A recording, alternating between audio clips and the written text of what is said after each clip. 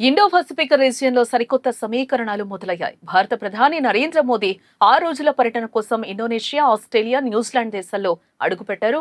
ఇది కేవలం దౌత్య పర్యటన మాత్రమే కాదు, చైనా విస్తరణవాదానికి భారత్ సంధించిన అద్భుతమైన త్రిశూల వ్యూహం. ఒకప్పుడు కేవలం లుక్ ఈస్ట్ పాలసీకి పరిమితమైన భారత్ ఇప్పుడు యాక్టివ్ ఈస్ట్ పాలసీతో డ్రాగన్ కంట్రీకి, దాని నీడలో ఉన్న పాకిస్తాన్ ఆగడాలకు సొంత మైదానంలో గట్టి సమాధానం చెప్తోంది. హిందూ మహాసముద్రంలో డ్రాగన్ తన స్టింగ్ ఆఫ్ పల్స్ వ్యూహంతో భారత్ ను చుట్టుముట్టాలని కూడా చూస్తూ ఉంది. ముఖ్యంగా పాకిస్తాన్ తో కలిసి ఈ ప్రాంతంలో అశాంతిని రేకెత్తించడం బీజింగ్ లక్ష్యం. కానీ ఇప్పుడు మోదీ సర్కార్ మారుస్తున్న ఈ గేర్ ఆ డ్రాగన్ వెన్నులో వణుకు పుట్టిస్తోంది. ఈ 3 దేశాల పర్యటన వెనుక ఉన్న అసలు సీక్రెట్ ఇండో పసిఫిక్ లో చైనా గుత్తాధిపత్యాన్ని సవాల్ చేయడమే. మొదటి విడతగా ఇండోనేషియా పర్యటన అత్యంత కీలకమైంది. చైనా వాణిజ్యంలో 80% కంటే ఎక్కువ ఈ మలక్కా జలసంధి గుండానే జరుగుతుంది. ఇక్కడే ఇండోనేషియాతో కలిసి భారత్ రక్షణ బంధాన్ని బలపరుస్తోంది. అండమాన్ నికోబార్ దీవులకు దగ్గరగా ఉన్న సబంగ్ పోర్టును వాడుకోవడంలో భారత నౌకాదళానికి, కోస్ట్ గార్డ్ ల్యాండింగ్ కు మరిన్ని హక్కులు లభిస్తూ ఉన్నాయి. ఇది డ్రాగన్ నౌకల ముక్కుతాడును భారత్ ఎప్పుడు కావాలంటే అప్పుడు లాగేసే వ్యూహం. ఇక్కడ కేవలం రక్షణ మాత్రమే కాదు, ఎలక్ట్రిక్ వాహనాలకు అవసరమైన నికెల్ సరఫరా కోసం గ్లోబల్ సప్లై చైన్ ఒప్పందాలు కూడా ఇక్కడ జరుగుతూ ఉన్నాయి. చైనా ఆర్థిక ఆధిపత్యాన్ని దెబ్బతీయడానికి ఇది ఒక బలమైన అడుగుగా కూడా చెప్తూ ఉన్నారు.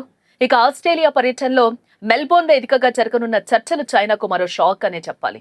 క్వాడ్ కూటమిలో భాగంగా ఆస్ట్రేలియాతో కలిసి సెమీకండక్టర్లు, లిథియం వంటి కీలక ఖనిజాల కోసం భారత్ ఒప్పందాలు చేసుకుంటూ ఉంది. ఇప్పటికే green energy, 5th generation cyber దాడులను ఎదుర్కోవడానికి సంయుక్త సైబర్ డిఫెన్స్ అకాడమీని కూడా ఏర్పాటు చేస్తూ ఉన్నారు.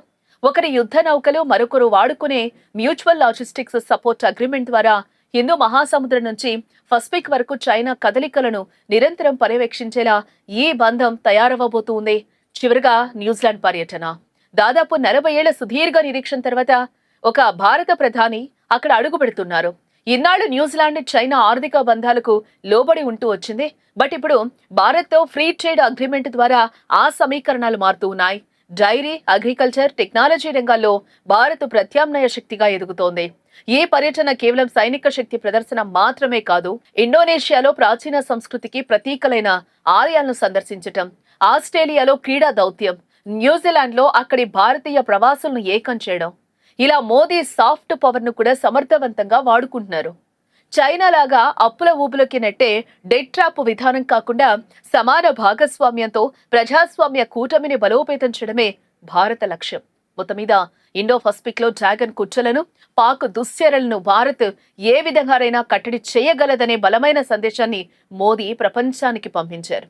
భారత త్రిశూల వ్యూహం ముందు చైనా దౌత్యం ఇక చుక్కలు చూడక తప్పదు.